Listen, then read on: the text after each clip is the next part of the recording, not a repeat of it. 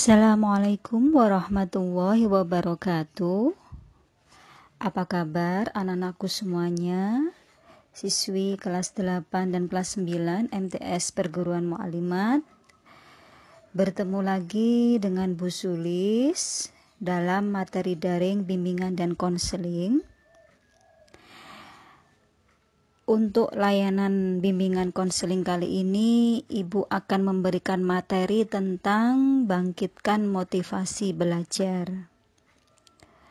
Sebelum kita mulai materi daring kali ini, mari kita berdoa terlebih dahulu agar kita semuanya senantiasa dilindungi oleh Allah Subhanahu wa Ta'ala dari segala macam penyakit, dari segala kemalasan, dan kita akan senantiasa selalu berbuat baik untuk diri sendiri maupun untuk sesama. Ala hadiniya bisyafaati Rasulillah. Al-Fatihah. Amin, amin, amin ya Rabbal Alamin. Anak-anakku semuanya, tidak terasa seminggu lagi sampean akan melaksanakan ujian untuk yang kelas 8 ujian PTS, untuk yang kelas 9 ujian PAT. Ibu berharap sampean semuanya tetap semangat dalam belajar Ayo raih prestasi, banggakan kedua orang tua dan diri sendiri tentunya. Tujuan dari layanan bimbingan konseling kali ini adalah agar sampean semua dapat memahami dan menerapkan sikap serta kebiasaan yang benar dalam belajar sehingga dapat membangkitkan semangat belajar. Sebelum materi, kita ice breaking dulu dengan tes dan hitung gambar. Di sini Ibu berikan sebuah tes gambar. Coba, dapatkah Anda menemukan angka di dalam lingkaran merah? Angka berapakah itu? Jika mata Anda terlihat angka 38, maka mata kiri Anda sangat lemah. Jika di dalam lingkaran merah itu terdapat angka 83, maka mata kanan Anda yang lemah. Jika terlihat angka 88, maka kedua mata sampean masih kuat Jika terlihat angka 33, maka kedua mata sampean sudah lemah. Ayo, sekarang sampean tes masing-masing, sampean bisa melihat angka berapa di dalam lingkaran merah.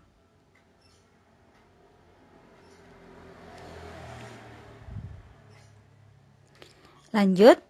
Ada berapa binatangkah di dalam gajah ini? Bisakah Anda menemukan lebih dari 10 binatang pada gambar di atas?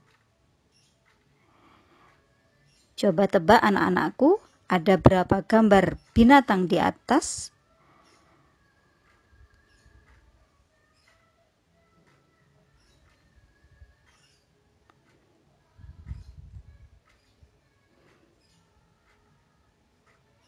Ternyata jawabannya ini Ada berapa? Ternyata bisa ada 10 binatang di dalam gajah ini. Di dalam gambar gajah ini ada terdapat 10 gambar binatang. Baik anak-anakku, itu tadi ice breaking, kita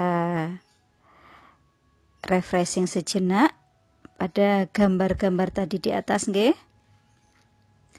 Lanjut materi. Setiap siswi memiliki kemampuan yang berbeda-beda, begitu juga cara untuk membangkitkan semangat dalam belajarnya. Banyak siswi memiliki motivasi belajar dengan menggunakan berbagai teknik untuk memotivasi pribadinya sendiri. Namun ada pula sejumlah siswi yang baru akan termotivasi jika ada orang melakukan usaha-usaha khusus baginya. Bagaimana caranya membangkitkan semangat dalam belajar? Banyak faktor yang mempengaruhinya, baik faktor internal maupun eksternal, yaitu faktor dari dalam diri sendiri maupun dari luar diri sendiri. motivasi sangat diperlukan dalam mencapai suatu tujuan. Juga dapat diketahui bahwa motivasi ada yang berasal dari dalam diri dan ada yang berasal dari luar diri. Apa saja sih motivasi yang berasal dari dalam diri? Yang pertama adalah adanya kemauan yang kuat, usaha yang gigih, niat dan keyakinan yang kuat untuk mencapai apa yang dicita-citakan, disertai doa dan ibadah yang rajin. Itu motivasi intern, nggih. Kalau motivasi ekstern atau yang berasal dari luar diri adalah biasanya untuk memenuhi harapan orang tua, ingin membanggakan orang tua. Itu bisa memberikan motivasi untuk kita lebih giat belajar. Atau mungkin ingin mendapatkan hadiah atau reward, baik dari orang tua maupun dari teman atau dari saudara. Biasanya motivasi ekstern ini bisa membangkitkan motivasi belajar untuk siswi.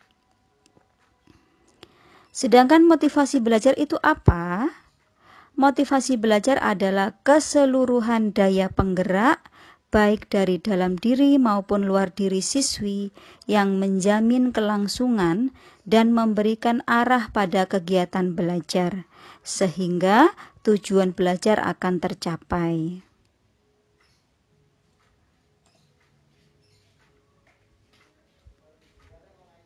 Di sini Ibu akan memberikan ciri-ciri siswi yang mempunyai motivasi belajar. Apa saja? Yang pertama tekun, yang kedua ulet. Anak yang memiliki motivasi belajar biasanya juga minatnya sangat tinggi. Yang keempat selalu mandiri, yang kelima bertanggung jawab, yang keenam senang memecahkan soal-soal latihan. Sekarang sampean bisa introspeksi diri, apakah kalian sudah melakukan 6 hal ini? Jika belum, berarti Anda masih sangat lemah dalam motivasi belajar.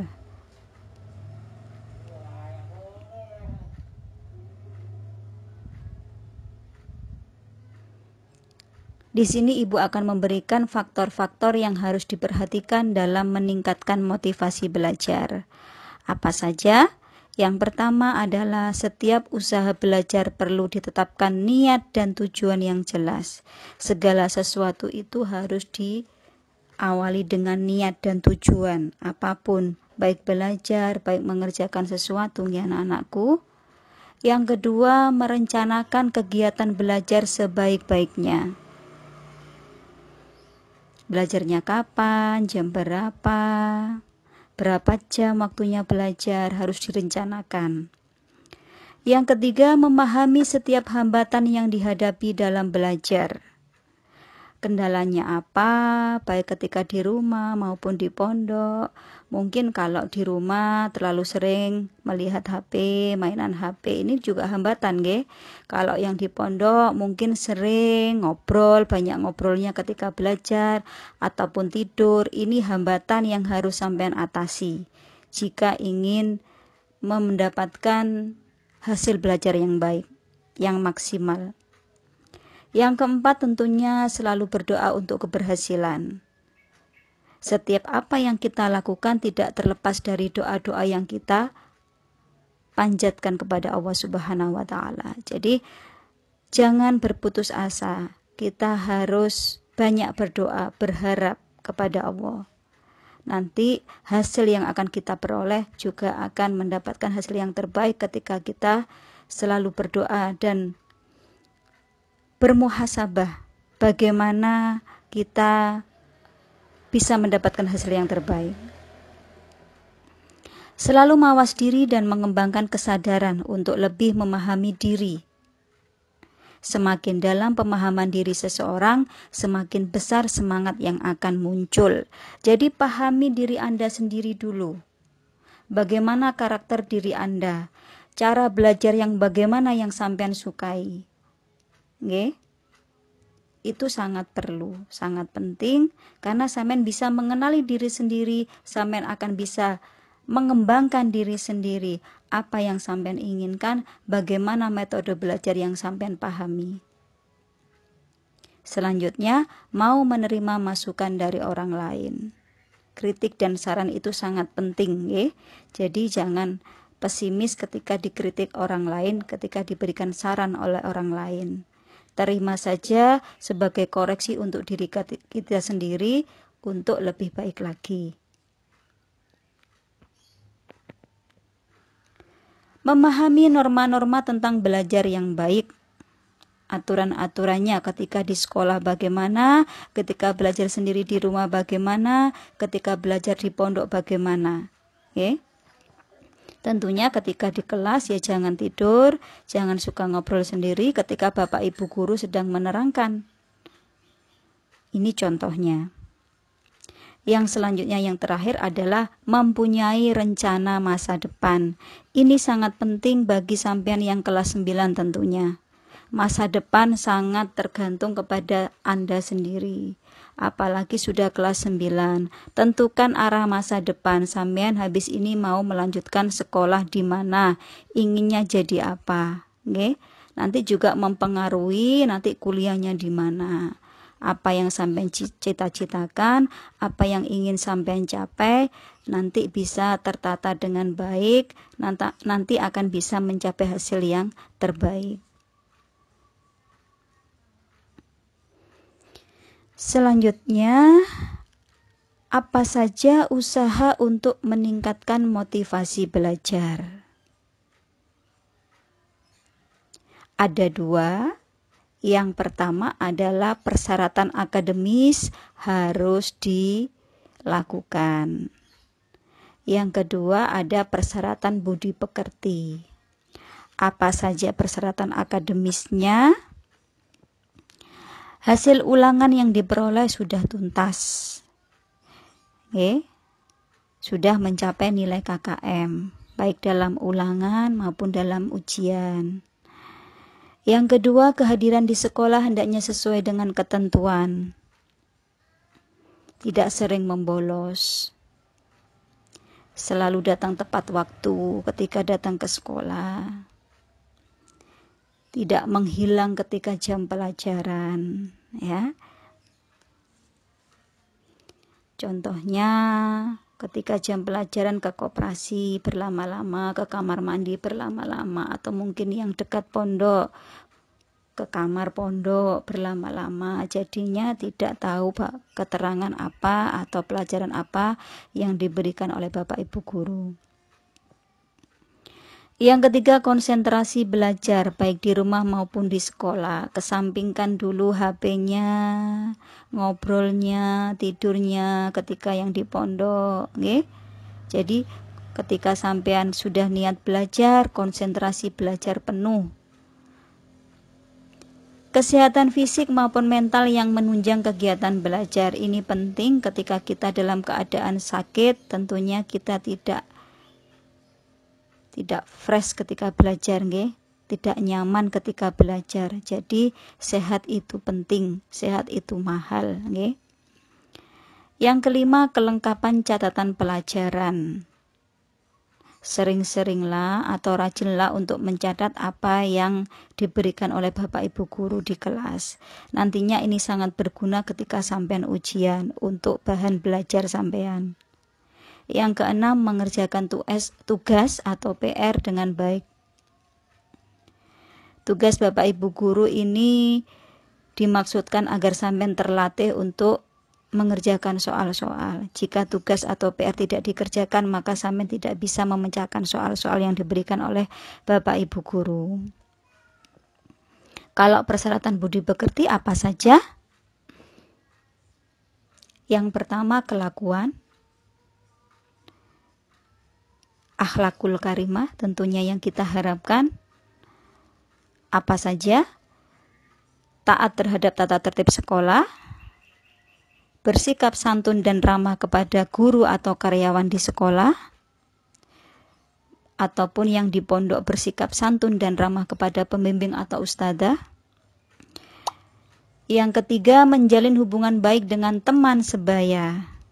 Jadi hubungannya dengan teman harus baik. Jangan suka nyinyir nggih. Jangan suka ghibah, jangan suka nyindir-nyindir. Pertemanan harus baik. Ketika kita baik dengan orang lain, maka kita juga akan dibaiki oleh orang lain. Yang keempat, persyaratan budi pekerti adalah memperhatikan pelajaran.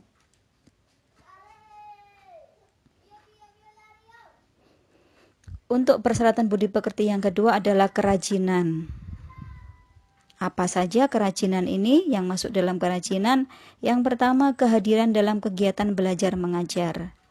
Yang kedua, kehadiran dalam kegiatan ekskul. Yang ketiga, aktif mengikuti kegiatan peringatan hari-hari besar. Yang keempat, kehadiran dalam kegiatan upacara bendera. Ini jarang kita lakukan, nggih, kalau di sekolah kita. Yang kelima, mengerjakan PR atau tugas-tugas lain dari guru. Yang keenam, kelengkapan dan kerajinan buku catatan. Ini yang harus kalian lakukan, yang harus kalian perbaiki nggih, untuk meningkatkan motivasi belajar.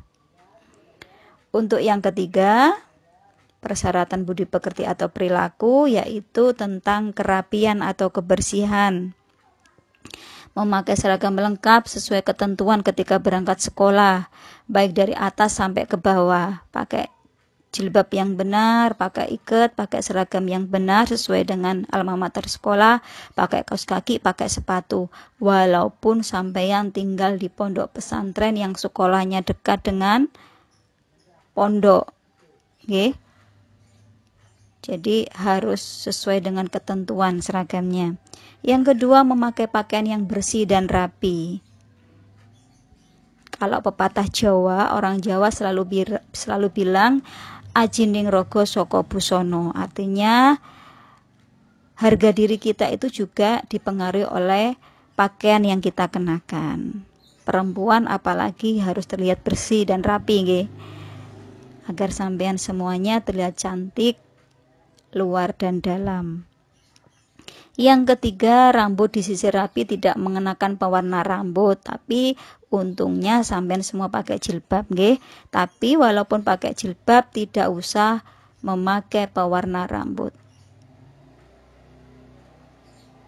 Biarlah alami warna hitam rambut Anda, tidak perlu neko-neko, nggih, meniru gaya kebarat-baratan dengan mewarnai rambut merah atau kuning atau seperti apa.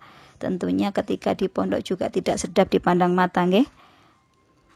Yang keempat, menjaga kebersihan diri dan lingkungan. Kebersihan diri sendiri, kebersihan di kelas, ini yang sangat penting. Kadang-kadang kelas sampean sangat kotor, sampah-sampah di dalam bangku itu juga menimbulkan banyak penyakit seperti demam berdarah dan lain sebagainya, nggih. Ataupun di pondok ataupun di rumah, rajin-rajinlah untuk membersihkan lingkungan. Yang kelima, buku-buku pelajaran disampul rapi dan bersih. Apa yang sampean lakukan itu juga mencerminkan diri kalian. Kalau semuanya terlihat rapi, tentunya apa yang sampean kerjakan juga akan rapi. Yang keenam, membuang sampah di tempatnya. Ini merupakan usaha-usaha untuk meningkatkan motivasi belajar. Beberapa cara yang Ibu berikan bisa sampean terapkan dalam kehidupan sehari-hari, nggih. Baik anak-anakku semuanya, semoga apa yang Ibu berikan ini bermanfaat. Tetap jaga kesehatan, tetap rajin belajar, jadilah putri-putri yang membanggakan untuk orang tua kalian sendiri dan untuk diri sendiri. Jadilah santri-santri yang keren, yang sangat mencerminkan perilaku santri sesungguhnya, nggih. Jadilah anak-anak yang baik untuk orang tua kalian. Kita berdoa semoga kita senantiasa dilindungi oleh Allah Subhanahu wa taala, nggih. Akhirul kalam, wassalamualaikum warahmatullahi wabarakatuh. Salam bika.